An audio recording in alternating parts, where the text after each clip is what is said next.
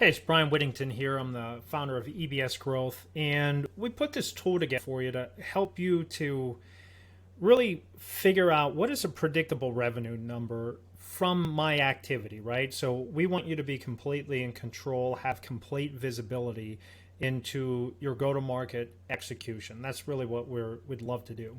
Now, how do you do that? Well, if my outreach will determine how many sales I get, I really need to know how much outreach that I need to do. So the way that you use this is a formula that you could put in. So I just say, hey, I want 5 new sales a month, or whatever the case may be, or I want 100 new sales a month. So you just pick it out.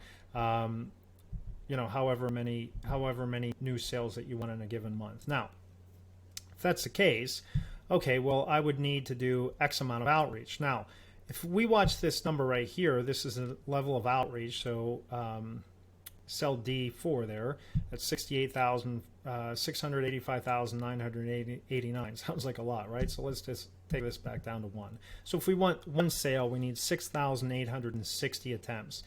Now, that's if I have a bad list. I'm only getting in touch with roughly 2.5% of the time. So that might come from a couple of different reasons. 1, like I just said, bad list. 2, list has not been validated yet. 3, first time through it, because whenever we start to call through it again, we're going to have a validated list with people that actually pick up the phone or answer their email. So we're going to have some conversations going back and forth, so those numbers will keep going up.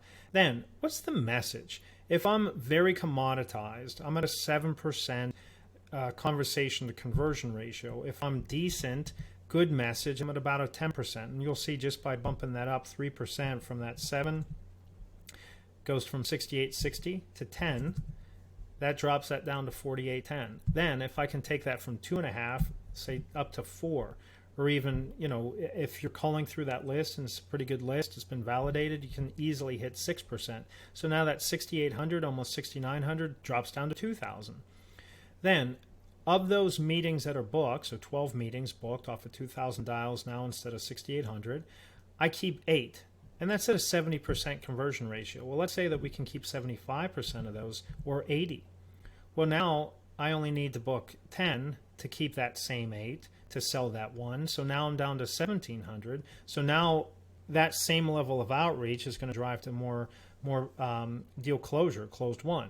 So those 8 opportunities, get roughly 60-70% of those that go to pipeline management. So now that 8 turns into 6, and those 6 into pipeline management, 1 goes into closed 1.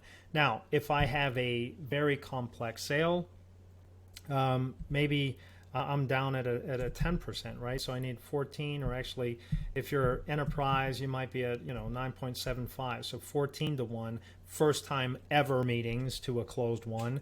If I'm somewhat complex, but not terribly, I might be at 12%. So 11 first-time meetings ever go to a closed 1.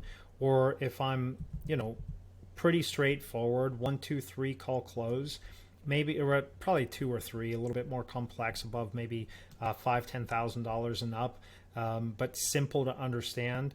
It's 8 to 1, right? And then, so that gives you a sense of how many outreach attempts do I need to close? And then let's put a business case to it. If you did this internally with the technology and list building and management and potential turnover and everything else, it's going to cost you $8.83 per dial. It goes through to show you the cost to generate these, right? $8.83 per dial. If it takes me 1,100 dials, it's 107. If I need 11 of these booked, now it's up to this. So that's just simple math there. You can follow it.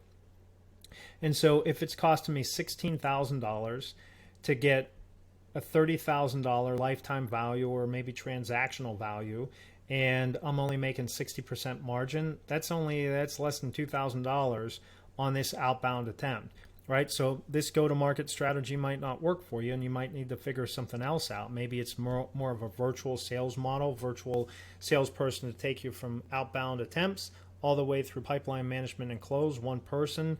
If I have a nice SaaS model, right? I'm at $100,000 lifetime value, 3 years. That's 60% margin, or if I'm SaaS, I'm probably closer to 80. well, I'll do that all day long, right? I'll build this team up as much as I possibly can. So your go-to-market strategy is going to be based upon how good your list is, how much you can differentiate, and what your average customer value or contract value or your lifetime value of a customer is. So all of these things to come into play. So this gives you some easy ways to mix through this. And then if you look down here, you can look at, hey, should I outsource this, right? I'll volunteer for us, right?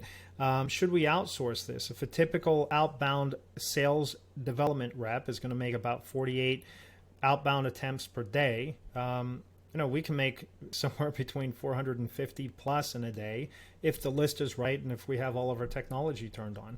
And, it gives you a sense of one sales rep could cost you $122,000 if you had all of these taken into account. So if you look over here, put in the same technology stack as us, and if you accidentally had a bad hire or one that didn't stick around, and by the way, we know what we're doing and we have fairly high turnover, you're going to be at $213,000 for that one sales rep.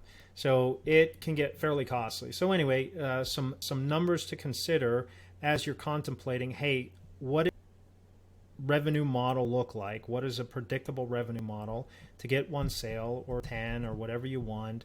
And then what are my numbers? And if you don't have the technology that can really track these numbers, with that, we can turn it right on for you or make some introductions for you of what we're using so you can get this same insight. So hopefully this is helpful. Thanks so much. Again, Brian Whittington with EBS Growth.